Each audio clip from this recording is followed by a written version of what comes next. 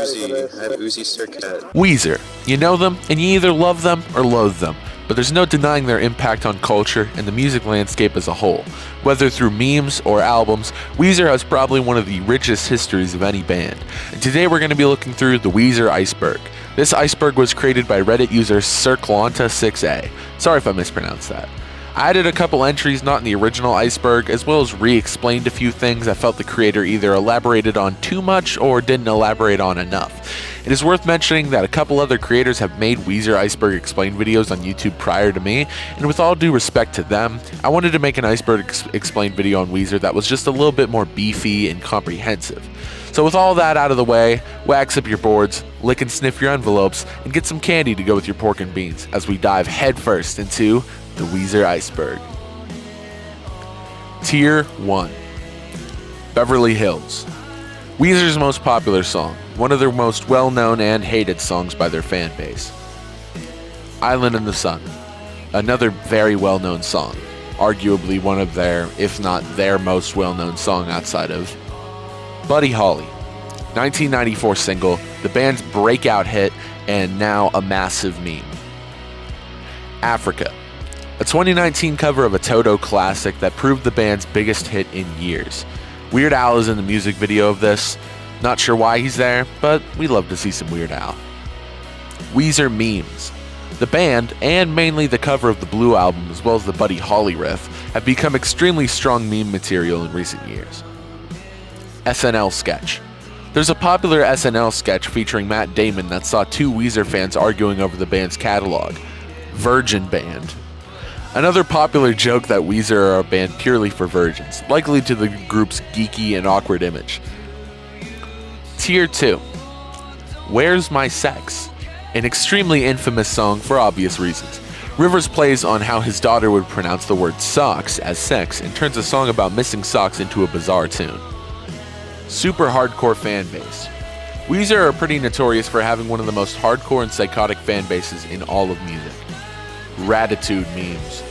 Upon the reveal of the cover of 2009's Ratitude, numerous edits and memes based around the cover began to pop up, even outside of the band's fan base. Weezer hasn't been good since Pinkerton.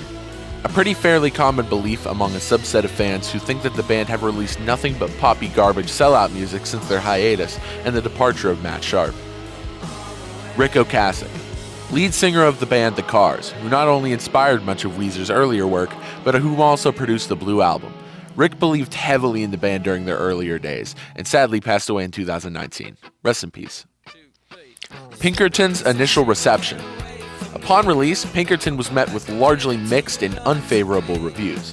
Over time, the record has become much more acclaimed and loved by fans and listeners, much to the initial chagrin from Rivers. Pork and Beans video. A popular and well-regarded music video for 2008's Pork and Beans, featuring numerous references and cameos from various YouTube superstars of the time, including Tay Zonday of the Chocolate Rain video, the Numa Numa Guy, Evolution of Dance, and many more. Bad albums and good albums. Owing to the band's extremely divisive sound, basically every single fan has their own varying opinions on what their best and worst albums are. This often leads to extremely heated discussions about the band that made Where's My Sex. Tier 3. Goat Punishment. An alias Weezer have performed a few secretive shows under, including an entire set of Nirvana covers. They've used this name sparingly, but a few times throughout their history. Rivers' leg. As he grew up, one of Rivers' legs grew to be longer than the other. After the success of Blue, he received surgery to increase the length of his leg, meaning he had to wear a painful leg brace for several months. His state of mind during this time influenced the writing of Pinkerton. Weezerpedia, the go-to location for all Weezer information, has information and articles on basically every single Weezer-related thing that you can imagine, even barely relevant one-off stuff like 30-second song snippets. This site heavily bases what they do off the work of Weezer's webmaster, historian, archivist, and unofficial fifth member Carl Koch. Songs from the Black Hole, a scrapped concept album intended to follow Pinkerton. Written by Rivers while he studied at Harvard, the ambitious concept would tell the story of a love triangle between three astronauts and was intended to feature several guest vocalists playing different characters. The album was canned and many of its songs were absorbed into Pinkerton. This includes the song I Just Threw Out the Love of My Dreams, which is on the deluxe of Pinkerton and has become quite the popular Weezer tune through blowing up on TikTok. Jason Cropper, the original rhythm guitarist for the band. He was fired prior to the recording of the Blue Album and replaced with Brian Bell, though he is still credited on the opening cut My Name is Jonas, and some of his recorded work with the band has seen official release. Still friends with Rivers and a lovely guy. He actually followed me on Instagram not too long ago. Carl Koch, Weezer's aforementioned unofficial fifth member, was and still is the ultimate beeline between fans and the band, and hosted an almost daily blog for several years updating fans on the band's business and providing photos.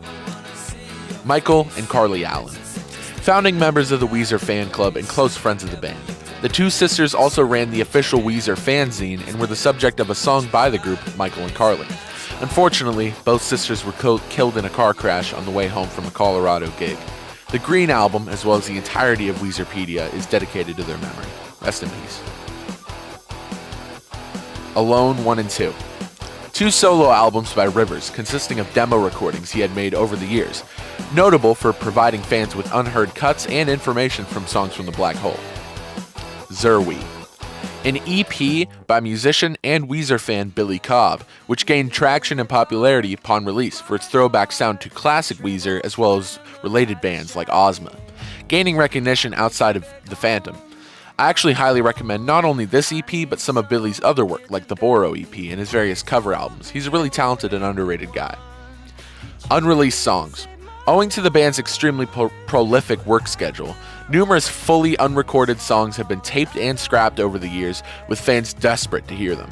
Sometimes these tracks leak out to the public, whether intentionally through Rivers Alone series or other means, and some are still tightly under wraps to this day. Fan club singles. Every once in a while, the band's official fan club will release a previously unheard song exclusively for fan club members, such as Everybody Needs Salvation, It's Been So Long, or Last Day of Summer. These releases are often eagerly anticipated by fans in hopes that it will mean another highly anticipated song is to be released, though the highly sporadic nature of these releases proves an issue. Kurt Cobain. A bizarrely prominent urban legend states that Kurt Cobain of Nirvana faked his death, changed his name and appearance, and started Weezer under the disguise of Rivers Cuomo. Obviously fake, right? It is true, however, that Kurt Cobain heavily influenced Rivers' writing style, however, as Rivers even kept a journal in the 90s where he studied the music of Nirvana. The Rentals. Side band started by original bassist Matt Sharp in the mid-90s, known for their underground hit Friends of P. Matt Sharp would later leave Weezer to focus full-time on the band. Definitely check out their debut album if you're looking for something similar to the Blue Album, or if you're a fan of bands like The Cars or Ozma. Mikey Death tweets. A rather frightening incident. The band's second bassist, Mikey Welsh, who left the group in 2001 after the Green Album, would make a tweet claiming he had a nightmare where he died from a heart attack in a Chicago hotel room a week from then. Welsh would die a week later in a Chicago hotel room from a heart attack. All Things Weezer, the internet's largest message board dedicated to Weezer, was formed in 2006 as Album 6, a hoax website teasing the then upcoming sixth album by the band. The site was later converted into a message board, which remains to this day. Tier 4. Hashpipe is about a transgender prostitute. So the iconic Weezer single, Hashpipe, has had its meaning debated about, but Rivers has stated it's about a transgender prostitute known for roaming the streets of LA. With this context, it's pretty obvious what the song's meaning is when reading lyrics such as, "The knee-stocking flavor is a favorite treat of men that don't bother with the taste of a teat." Not so subtle, Mr. Cuomo. Rivers was raised in an ashram. Exactly what it suggests. Rivers was raised in Yogaville, a Hindu ashram where he stayed until he was 10. Dog Star. Weezer's very first concert ever was performed as a closing gig for the band Dog Star, the bassist of which is none other than famous actor Keanu Reeves. Album 5 Demos. A series of demo recordings done in 2002 for the band's fifth album were released online by the band. All the songs were scrapped and went unused, though the tracks are often held in high regard by those who have heard them. Ecce Homo. Early working title for U-Bait, or Everything Will Be Alright in the End. intended to feature purely Rivers written songs to focus on his relationships with God, women, and his father, and would feature an intricate star map and illustration of the Tower of Babel in the sleeve art, mutated into a concept album about a time-traveling rock star named Sebastian, elements of which still exist in the final album. Often regarded as a lost magnum opus by fans and likely the second most famous lost Weezer record after Songs from the Black Hole. Recycled demos. Another writing strategy employed by Rivers, which sees him using different elements from various demos he has taped over the years in new songs, some going as far back as the early 90s. Weezer Core Bands. This is just another title for a lot of geek rock, but it refers to several bands that popped up after Weezer's success that featured a similar sound to the group. Some of the more famous acts include bands like Ozma and Fountains of Wayne. Pre-Weezer bands. The bands that each member was in prior to Weezer, like Rivers' bands Avant Garde and Fuzz, Brian's band Carnival Art, and Pat and Matt's group Bush. RCB. The Rivers Correspondence Board, a notorious message board established during the early 2000s, which mainly focused on criticism and thoughts on the group at the time. Rivers himself would post there under the name Ace and would also share several Maladroit and personal demos with the board to get their opinions on the band's current work. His relationship with the board was fractured at best, though they are still thanked in Maladroit's liner notes. A fan on the board also gave the album its name.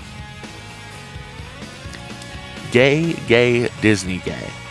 Given Rivers' less than stable relationship with the RCB, his reactions to some fans' opinions on his new music was often hostile. Upon a fan unfavorably comparing Only in Dreams to Take Control of All Things, Rivers snapped and derided Only in Dreams as, quote, boring, quote, gay, and finally, quote, Disney gay. The bizarre insult would go down in history to refer to things fans dislike and is still used, albeit sparingly, within the fanbase. Definitely an iconic Rivers Cuomo moment for sure. Kids/Poker Face. A bonus track from Ratitude where the band mashes up MGMT's Kids with Lady Gaga's Poker Face. Really fun listen, especially for the goofy Poker Face backing vocals. Homie. Side project started by Rivers during the band's hiatus. Members included Matt Sharp, Greg Brown of the band Cake, and Yuval Gabay of Soul Coughing, among others.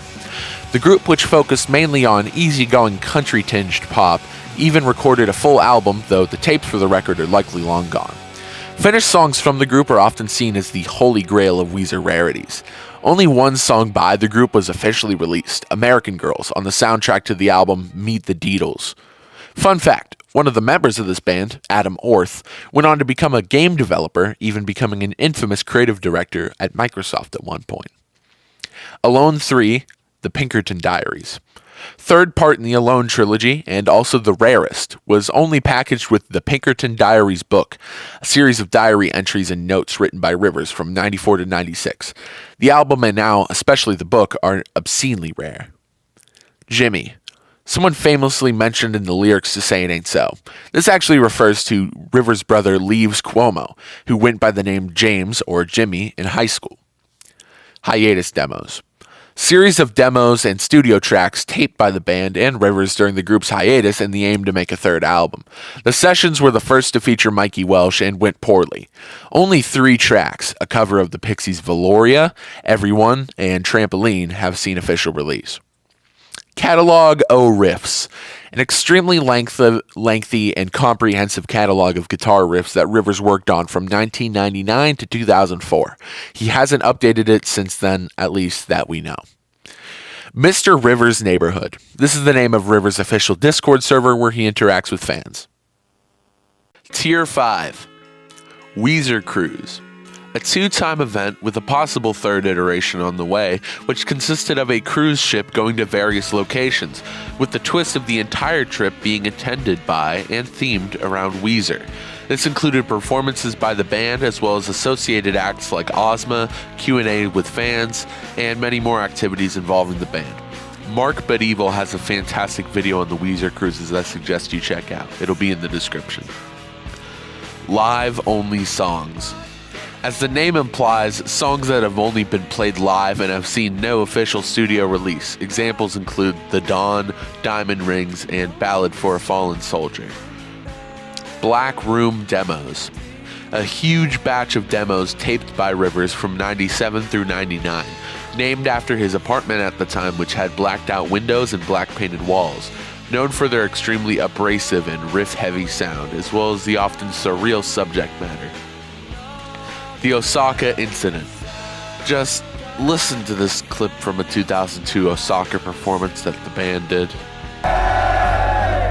Heil Hitler, motherfucker. What? Incorrect mixes on Make Believe. Make Believe has received 3 separate pressings over the years. Early copies feature the incorrect mix of We Are All on Drugs and a slightly different mix of This Is Such a Pity. After a second pressing corrected these issues, a third one was done anyway, replacing the album mix of Perfect Situation with the single version. Side projects. Besides the previously mentioned Homie, there exist other projects by the band, including Patrick Wilson's The Special Goodness and Brian Bell's The Relationship. Alone 4 through 13. The batches of demos Rivers released online in 2020, each covering a different era of the band's history and some containing hundreds of demos and work-in-progress tracks. Tracks removed from the Alone series. Refers to both. That was a gross burp. Refers to both songs that were removed from Rivers' demo batches, likely due to including other members of the band, uncredited covers, co-writers besides himself, or because he wanted to repurpose them for later songs, and tracks that were removed from the first 3 Alone before releasing. SS2K, a batch of songs performed live during the band's 2000 comeback tour. These tracks never saw proper studio treatment or release, though Rivers would later release the band demos of the songs online. The Fallen Soldiers, nickname for several finished tracks that were cut from Make Believe. These include tracks like Average Person, You're the One, Love Is the Answer, and Where to Start. Peter Kitts.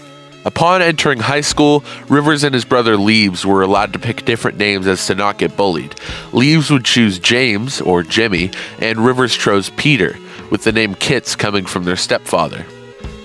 See Opera, a non-existent album apparently planned to be released after Hurley.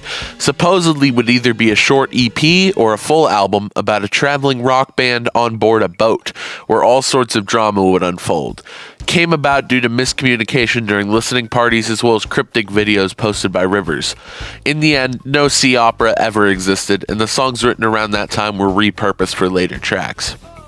Office demos. Acoustic demos taped in 2003 covering early album 5 tracks. A few surfaced online and a few have popped up on official releases as bonus tracks. Notable for featuring several songs written by Brian and Pat that were demoed. Oh yeah! A notorious bait-and-switch video by YouTuber New Music. This video is often retitled when a new song is teased in hopes of tricking viewers searching for the song. The actual video is a looped clip of Rivers and several collaborators in the studio jamming to an unreleased track, while the opening to The Girl Got Hot loops in the background. A man cuts in with the phrase, "Oh yeah," constantly. Ratitude Jackknife Lee mixes. Ratitude originally had famed pop producer Jackknife Lee working on the album, until one day he just, quote, stopped showing up to sessions, leaving several songs without finalized mixes, forcing the band to bring in several other producers to work on the album, and subsequently altering how several songs sounded. Lee's work is still heard on some of the album, and rough mixes of all the album's tracks featuring his production leaked in 2017. Tier 6. Africa's success changed the Black Album. A common rumor among fans is that upon the massive success of the band's cover of Africa, the upcoming Black Album was entirely scrapped and re-recorded to fit a poppier sound, going against what Rivers had previously stated. Likely untrue, as the leaked song Midnight, recorded from before the success of Africa, features similarly styled production. Rivers' solo demo tapes. Before the release of Blue, Rivers tracked down many cassette tapes featuring demos of songs he had written. These tapes were shown in a photo in the Alone liner notes and were a source of intrigue for years before they were partially released during Rivers' demo binge in 2020. Another famous demo tape is 2007's Deliverance at Hand, which featured early acoustic renditions of several Red tracks and was also considered a serious holy grail by the community until it was officially released by Rivers. Can't Knock the Hustle video. After the release of the music video for Can't Knock the Hustle, it was revealed to fan club members that the video had originally been shot for the track Midnight, which was scrapped following the success of Africa. Rivers further announced that the video had originally been shot for Happy Hour off of Pacific Daydream, a full 2 years prior, and had sat on the shelf until then. The Black Album, 2001. Unfinished set of songs, jokingly referred to as the Black Album, taped late 2001. Originally intended to serve as the follow-up to Green, most of the songs were completely scrapped, though some were reworked or tried again for Maladroit. Demos exist of most of the songs, though only some exist in live format. Hurley Gate. A minor scandal in the band's history. Upon the release of Hurley, many assumed the name simply referred to the cover of the album, which featured lost actor Jorge Garcia, who played the character Hurley in the show. However, Brian later revealed that the album was instead named after the Hurley clothing brand, who had funded the album's sessions, among other clues such as part of the album being recorded at Hurley Studios at Weezer, also launching a clothing run at the same time with Hurley. Despite Brian retracting the statement, some fans believe that the Hurley Company had demanded the band name their new album after them, not helped by the fact Weezer's next tour would also be sponsored by them. Rivers' celibacy. While attending Harvard in the early 2000s, Rivers entered a pledge of celibacy until he got married. He wrote about his experiences in graphic detail in an essay, which we'll later cover. Scott's early career. Prior to joining Weezer, their current bassist Scott Schreiner was a member of the Marine Corps before joining Vanilla Ice's touring band during his nu metal phase. Yes, Vanilla Ice made a nu metal record if you were unaware. Highly recommend. Finding bandmates. Thanks to his undeniably unstable personality in the early 2000s, as well as his drug abuse and fractured mental state, Rivers was known to fine the rest of the band actual money if they screwed up during a live show or not. He has since apologized for this, but reportedly his behavior during the time left the band weary and uncomfortable around him. Rivers' Ustream broadcasts. From 2011 to 2012, Rivers performed a series of impromptu solo streams on the live streaming site Ustream, where he played fan favorites and unreleased tracks. He would later take to streaming on Periscope several years later, and then Zoom. Tier 7. Beverly Hills voice message recording. During the video shoot for Beverly Hills, a fan managed to record the playback of the song on their flip phone by taping it as their voicemail greeting. The extremely lo-fi recording was recovered and circulated amongst fans. This was the first new Weezer music to be released in 2 whole years, and they were evidently desperate. Brian and Pat in Factory Girl. Brian and Pat both had small roles in the notoriously awful 2006 movie Factory Girl. They play Lou Reed and John Cale, respectively. A Mad and Furious Master. An essay written by Rivers for his Harvard classes, which describes his celibacy pledge and his struggle with it, often in graphic detail. Fan recordings and recreations. Exactly what it sounds like. Fan recreations and lo-fi cell phone recordings of unreleased songs, often taped illegally during listening parties. For some songs, these recreations, awfully done purely by memory, are the only way to hear certain songs. Cancelled Rivers sitcom. A 2015 pilot for a show called Detour was passed over by Fox. The show would have been loosely based on Rivers' life and featured Ben Aldridge as Rivers. The pilot was widely considered lost media until being found on the 25th of June 2023. You can find it on YouTube, but it's really not all that good. Fake Pork and Beans lyrics. Upon release of a brief snippet of the song, a fan created a fake set of lyrics for the track and posted them on songmeanings.net. The hoax fooled a fair few people, and comments regarding the fake lyrics are still viewable on the site. By the Side of the Road, an extremely bizarre poem written by Rivers about a man going to vomit on the side of the road before going on some insane euphoric experience with the nature growing there.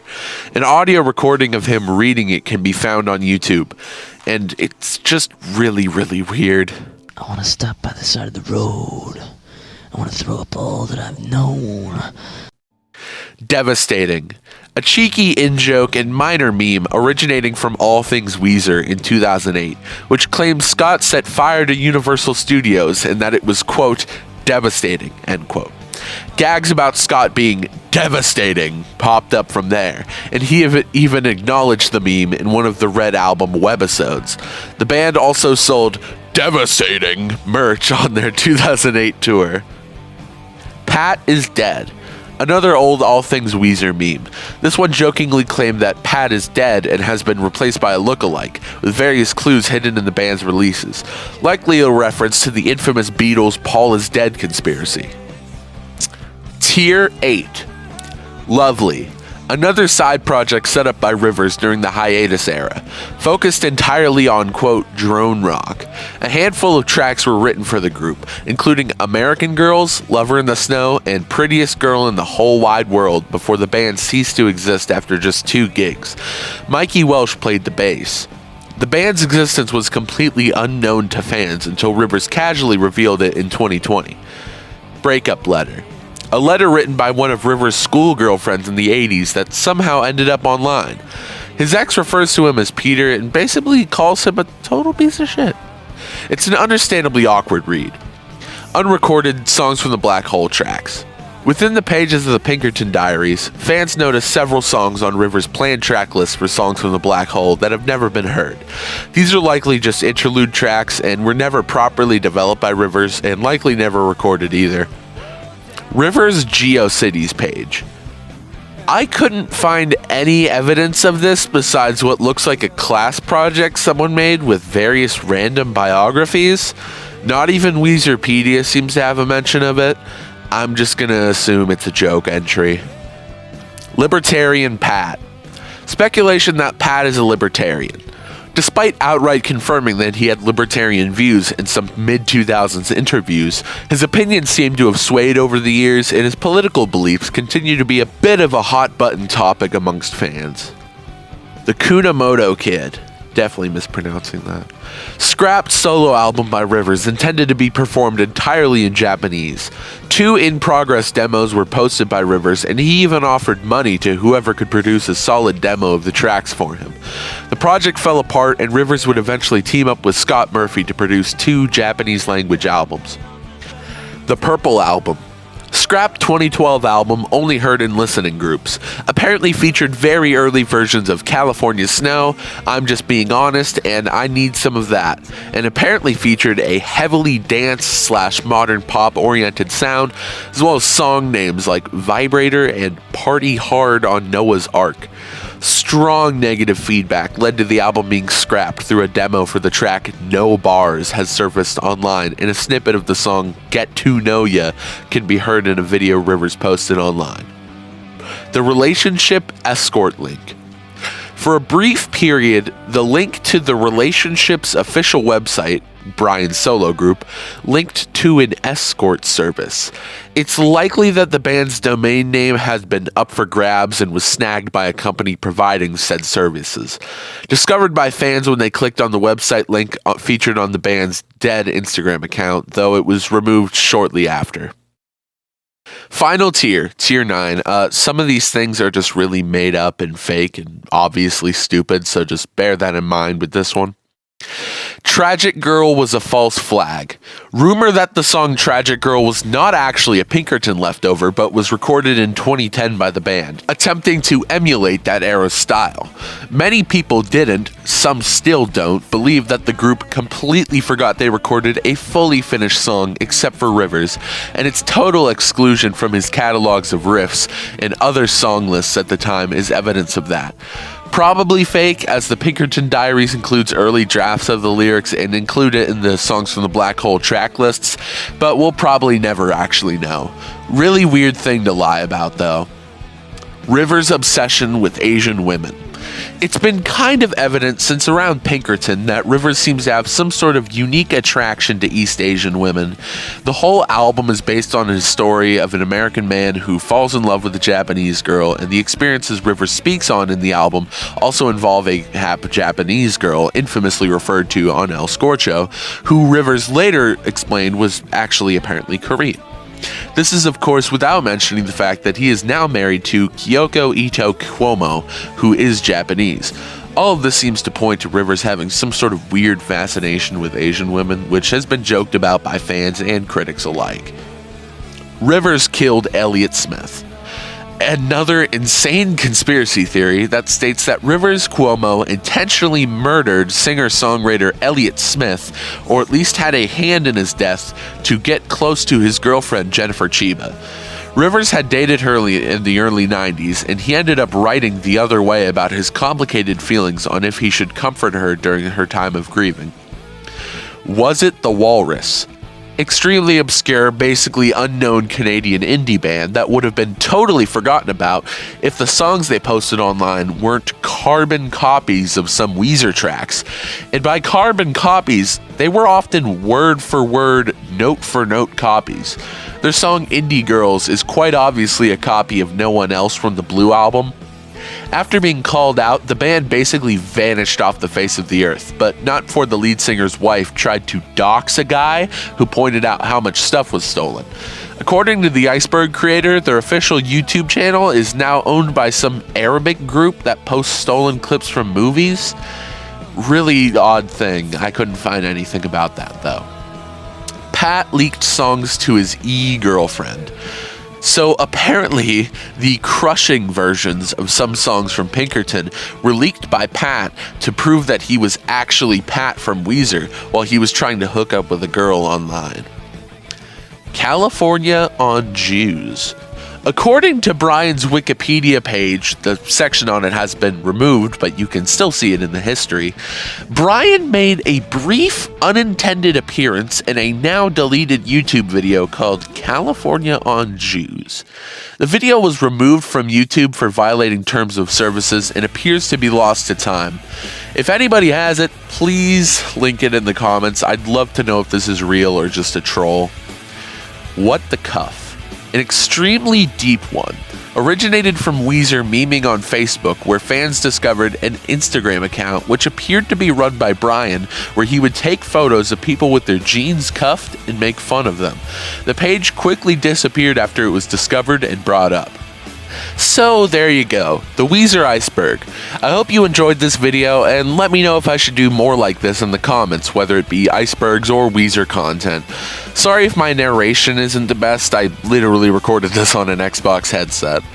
Anyways, make sure to subscribe and leave a like if you enjoyed the video, it means a lot. Bye bye.